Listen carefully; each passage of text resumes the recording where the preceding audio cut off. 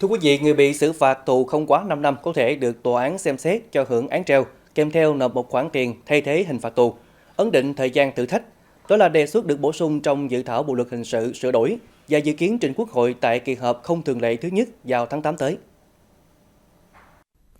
Theo quy định hiện hành, khi xử phạt tù không quá 3 năm, tòa án có thể xem xét cho hưởng án treo và ấn định thời gian thử thách từ 1 đến 5 năm. Dự thảo Bộ luật hình sự sửa đổi đề xuất bổ sung người bị xử phạt tù không quá 5 năm có thể được tòa án quyết định cho hưởng án treo, căn cứ vào nhân thân của người phạm tội, các tình tiết giảm nhẹ và đánh giá của tòa án về việc không cần thiết phải bắt người đó chấp hành hình phạt tù. Đồng thời, tòa án quyết định mức tiền người bị kết án phải nộp để thay thế hình phạt tù và ấn định thời gian thử thách từ 1 đến 2 năm. Như vậy, theo đề xuất, người bị phạt tù trên 3 năm đến không quá 5 năm có thể được hưởng án treo và phải nộp tiền thay thế hình phạt tù, đáp ứng các điều kiện được quy định và được tòa án xem xét quyết định.